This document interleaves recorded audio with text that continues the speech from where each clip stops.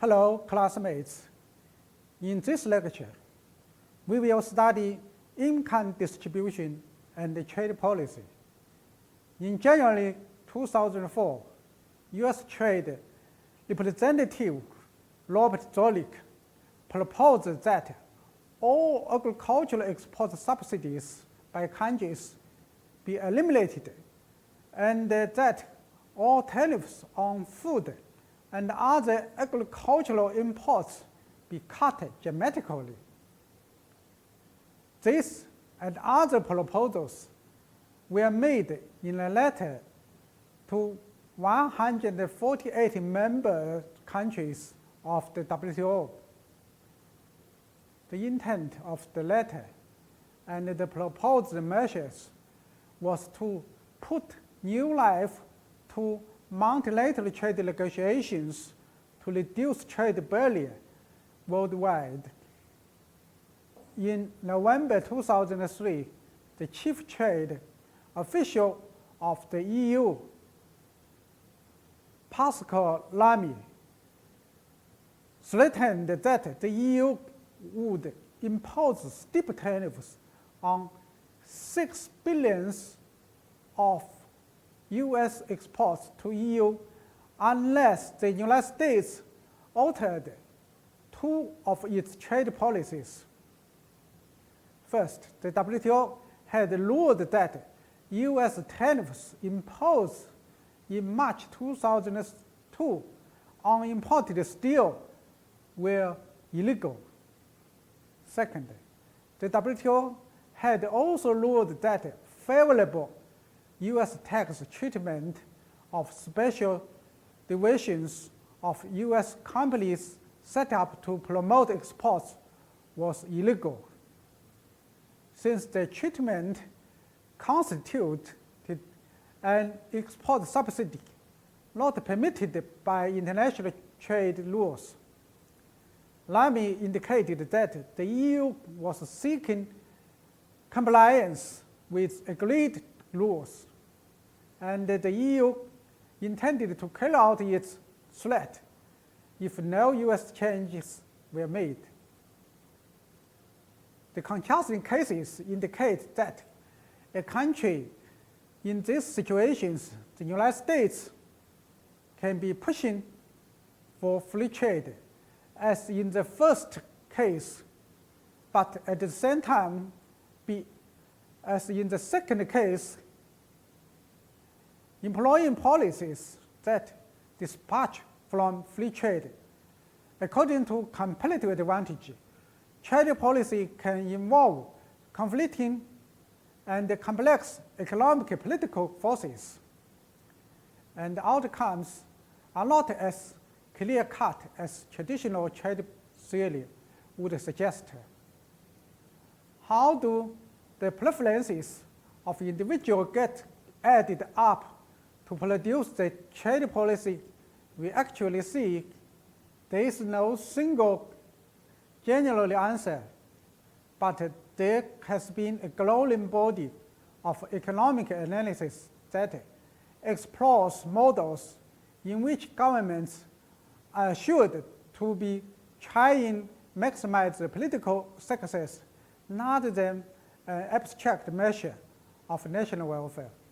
First, let's look at the model of electoral competition.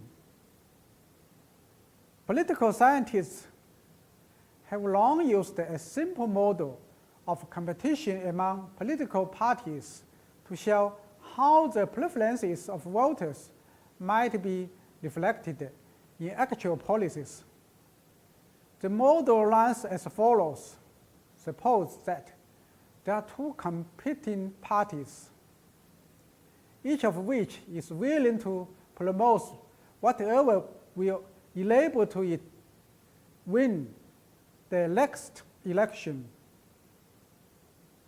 Suppose that policy can be described along a single dimension, say the level of the tariff rate And finally, suppose that voters differ in the policies they prefer. For example, imagine that a country exports skill-intensive goods and imports labor-intensive goods.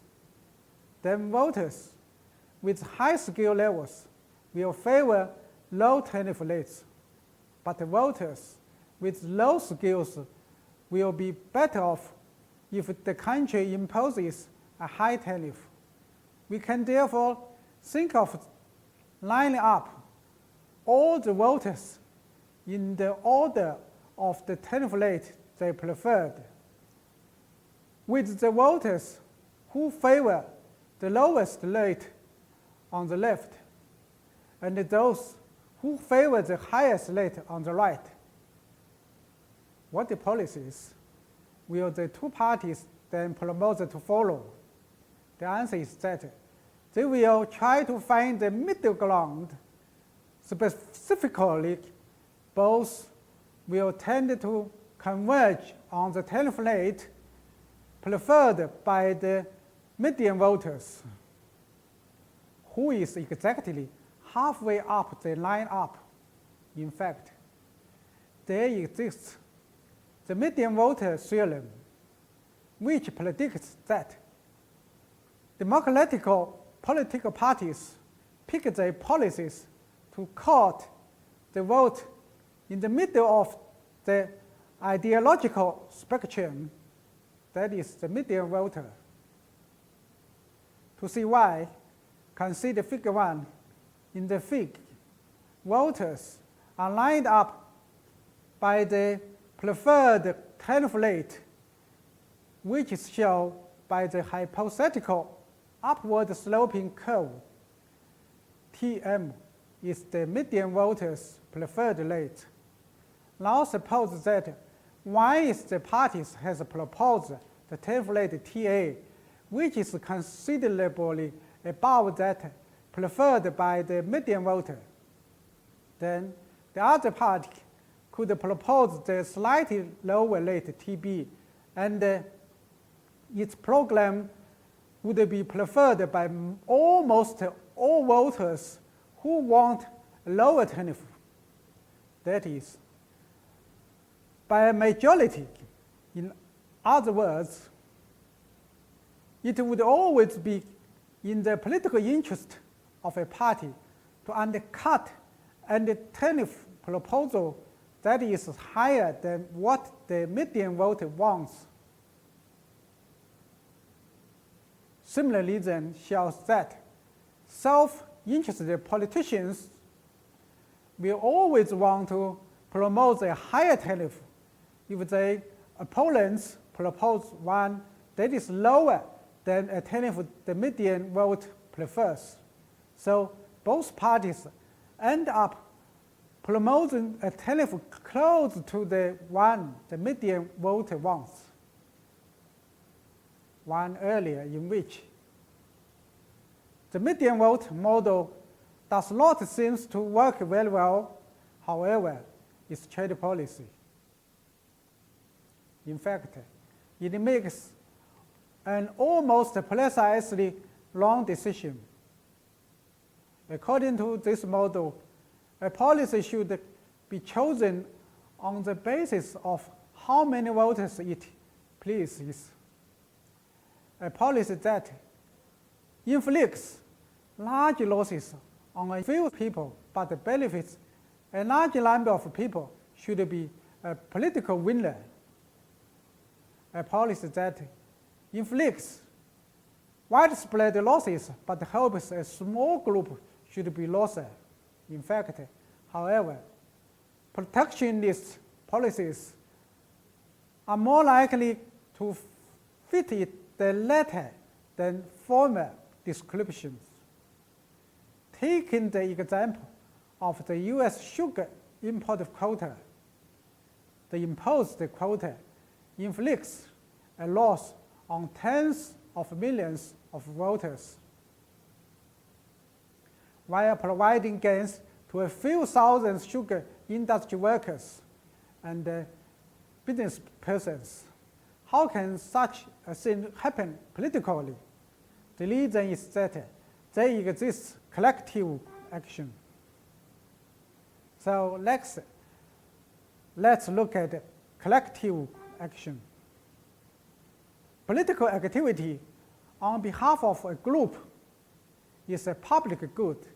That is, the benefits of such activity accrue to all members of the group, not just the individual who performs the activity.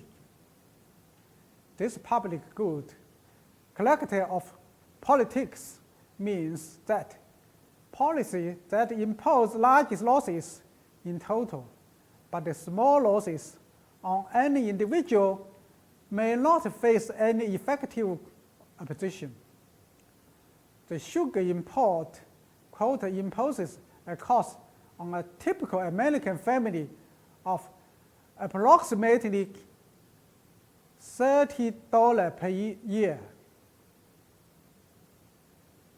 Should the consumer lobby his or her congregation to remove the quota? From the perspective of individual self-interest, it is surely not, because one letter has only a marginal effect on the policy. The individual payoff from such a letter is probably literally not worth the paper it is written on, let alone the postage stamp.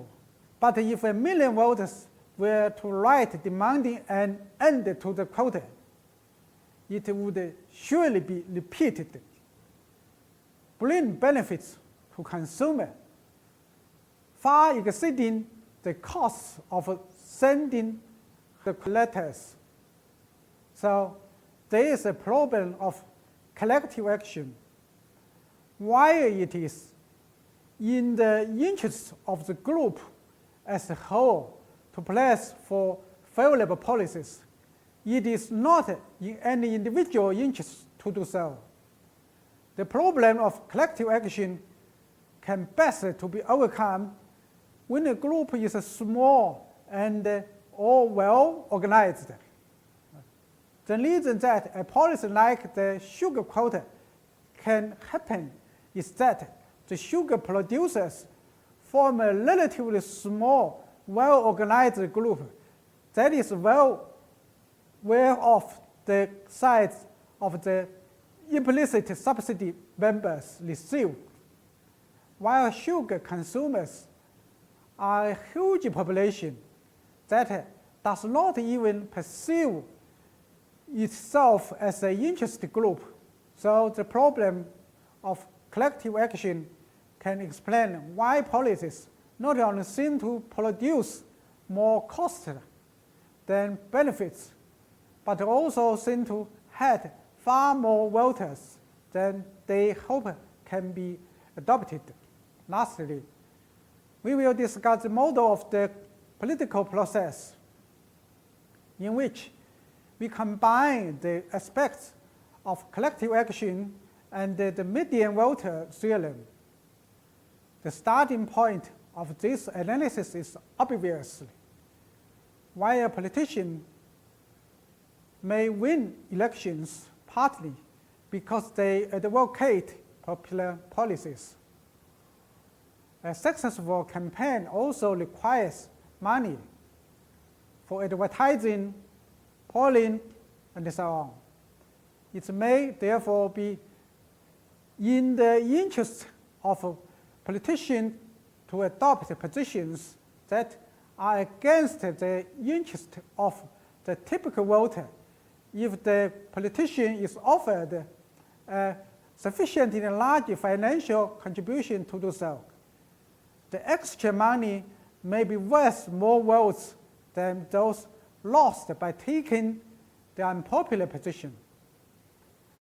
Recent models of the political economy of trade policy therefore envision a sort of function in which interest groups buy policies by offering contribution contingent on the policies followed by the government. Politicians will not ignore overall welfare, but they will be willing to trade off some reduction in the wealth of voters in return for a larger campaign fund. As a result, well-organized groups will be able to get policies that favor their interests at the expense of the public as a whole. As a political matter, which industries actually get protected from import competition? Many developing countries traditionally have protected a wide range of manufacturing in a policy known as import substituting industrialization. The range of protectionism in advanced countries is much lower. Indeed, much protectionism is concentrated in just two sectors, agriculture and clothing.